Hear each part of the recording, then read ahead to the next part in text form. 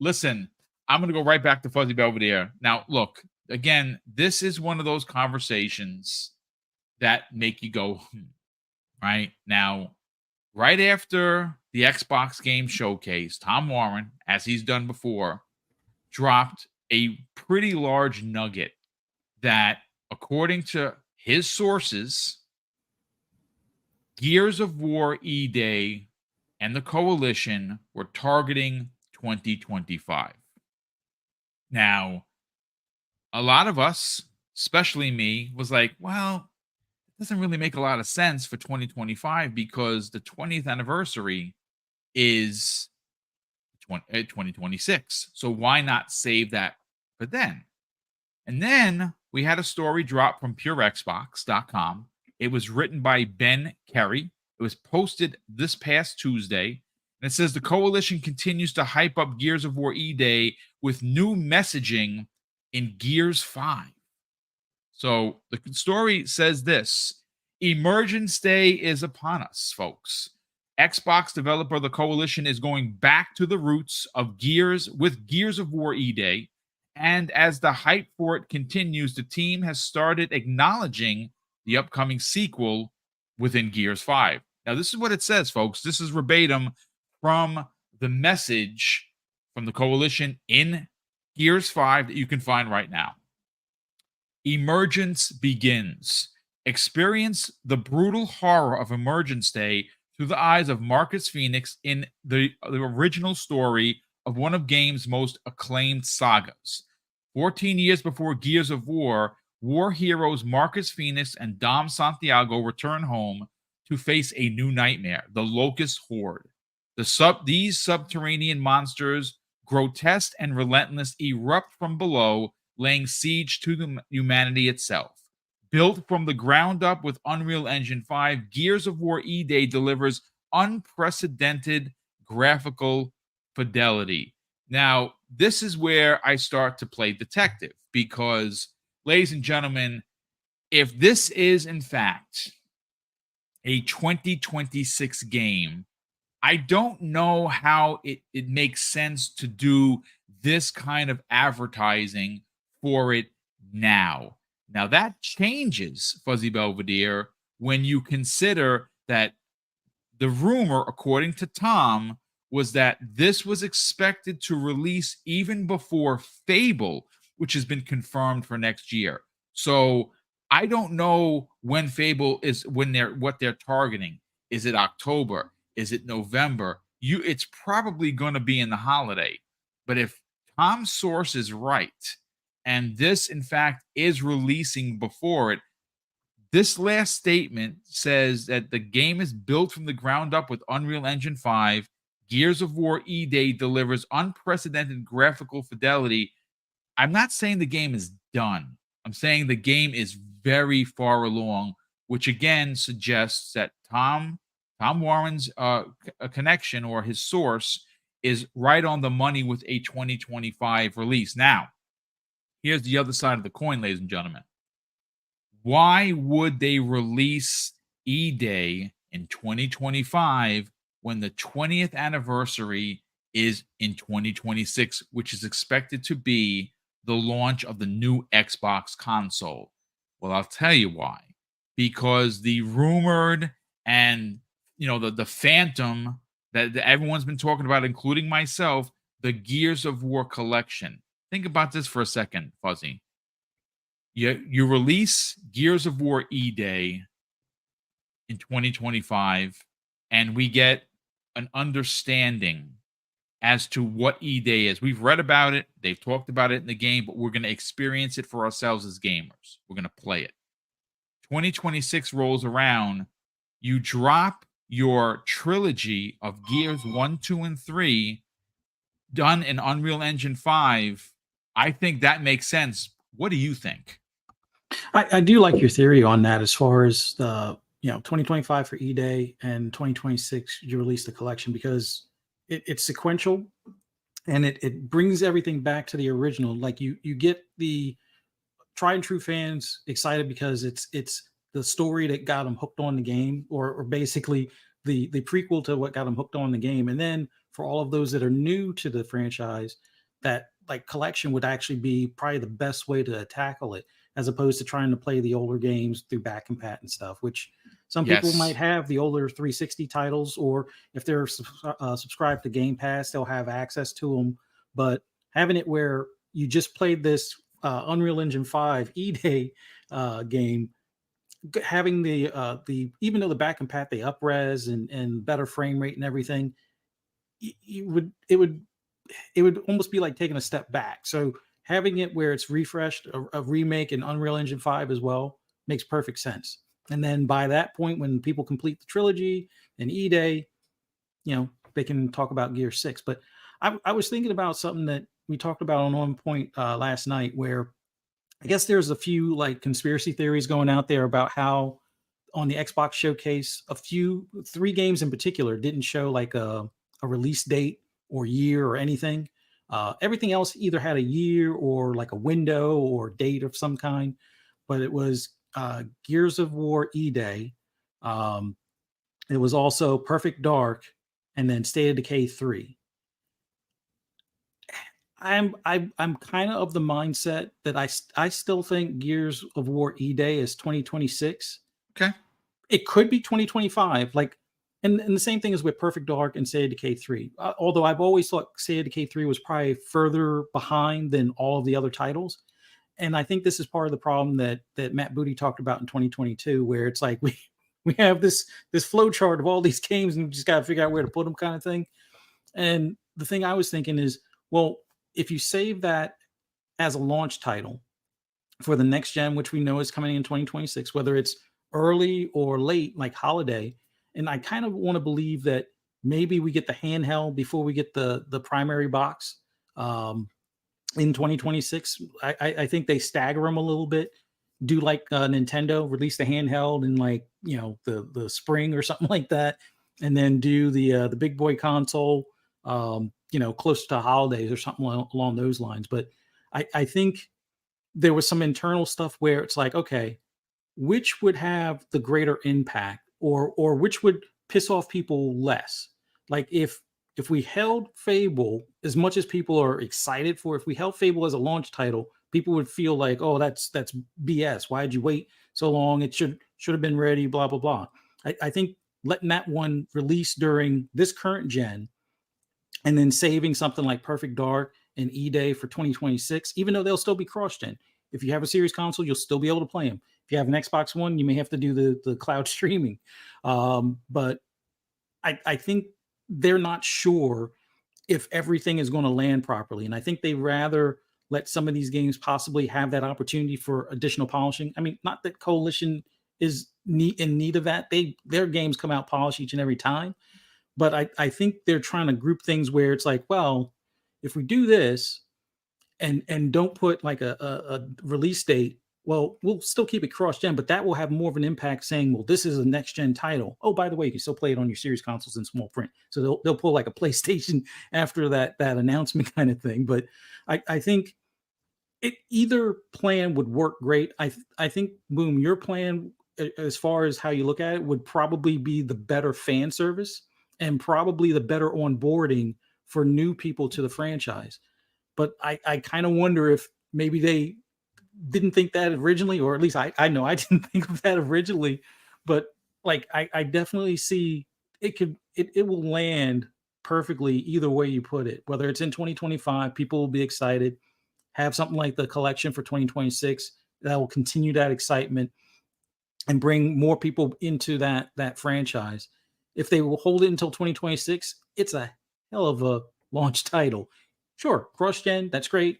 Us series console owners that may not hop on the next gen day one, we still get to play it, and then we'll get to play it again when we do hop onto the next gen as well. But I just kind of feel like they're probably playing around with, well, what lands with what, and let's try not to like overlap or overkill stuff. Because like the other thing we have to think about, we know that they're working on something new for Halo, so yes, they're probably thinking in the background, well, do we release Halo before Gears, or do we release Gears before Halo? We don't want to put them in the same year. I mean, you could, and it would probably be fine, but why not ride that hype train all the way through where year after year, you have your biggest titles. Oh, by the way, you also have Call of Duty dropping as well, Yeah, and someone said stuff that in the like that. chat. So Yeah, no, I mean, listen, you make great points, Buzzy. And again, I'm not saying that this is an absolute thing. I saw a lot of people like pushing back on it. Look, if it's 2026, then it's 2026. I'm just saying that when you consider how this thing could play out, Silent Cipher, E-Day is before 14 years before Gears 1, 2, and 3, right? We know that's probably going to take place in a couple of days, and it's going to roll right into, I would imagine there's going to be Emergence Day, a middle, and an end, and that end is going to roll you right into Marcus going into prison, right? We're going to get a chance to see him abandon his post to go save his pops, and that's where it's going to end, right? Makes sense. I'm just saying, I know there's a lot of people pushing back on the Gears of War trilogy not being real. Okay, you believe what you want to believe. I'm not going to fight you on it. I know what I was told. I know who told it to me, and I'm going to stay sure. Again, if I gotta bend the knee and be like, "Hey, I got it wrong because my source was wrong," then I will in fact do that without giving away my source because I'm a man. When you get it wrong, you get out in front and you deal with the arrows. But that's not what I was told. I was told that this thing exists. Now, Silent Cipher, again, I could be 1,000% wrong, but we were told by Tom Warren, who has gotten it wrong, but he's also gotten it right, that they were originally targeting 2025. Hearing that, what it says to me is what happens, because this is the thing. Let's just say that you are finding Xbox a year from now or now, and you go and you play E-Day. Yes, it is the introduction into Gears of War. It's how it started. Who are these characters?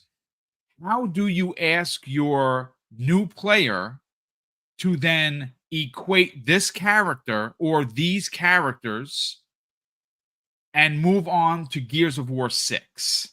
Like you gotta have a middle there.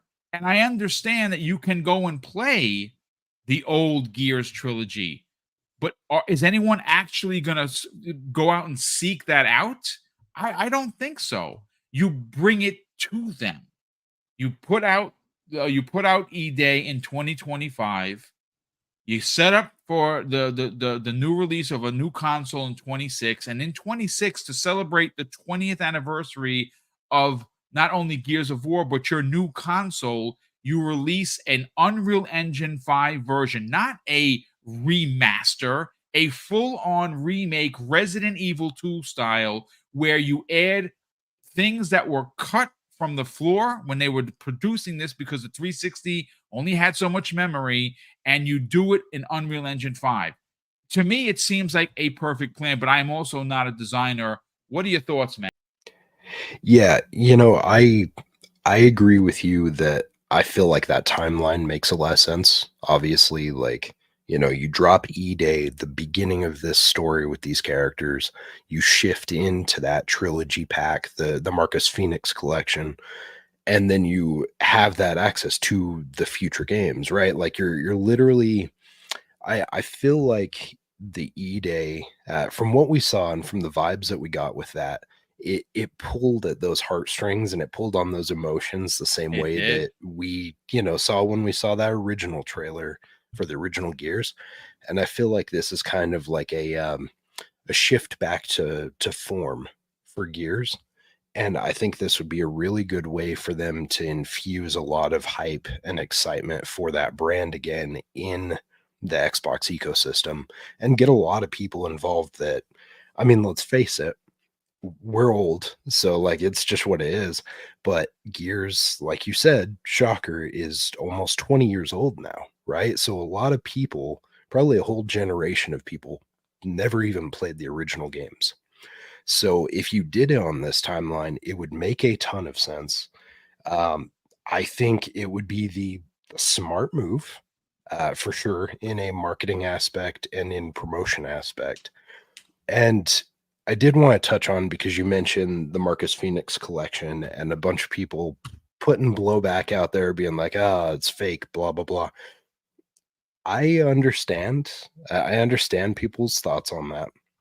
I get it, because I can't count how many times we've heard about this thing, but then nothing ever happens. I get it. Things happen. But just like you, I've had enough people that have said that this thing is in existence in some form or fashion to make me think, okay, it does exist. If it doesn't, then okay, fine. Like, I'll take the L. I think ultimately, if it doesn't exist, though, Microsoft gets to take the L for that one, because they're missing a golden opportunity to Yeah. introduce their characters to a whole, a whole new generation again that never even touched the old games. So whether it exists or not, whatever, I personally think it does. If it doesn't, that sucks. That's a bummer. It's a missed opportunity. But I you get me excited with the idea of 2025 being when we see E-Day. That trailer was so short that usually when I see something like that, it doesn't make me think that thing's coming soon. Right. However, that being said, like, we've seen other things happen. We saw Fallout 4 come out within 6 months of them announcing it, right? So things happen in the industry, and they could front load this thing. This thing could be way farther ahead than we think it is. It could easily, be at 2025. And if that happens, I think that would put some major traction and momentum for them, for the brand. But again, I feel like with that, you've got to have that trilogy set that's remastered and graphically glossed back up to bring more people into the original stories as well. Um, yeah, I don't know. I mean, I like that timeline. I agree with you. In like the perfect case scenario, I would love that, and I hope that's how it goes.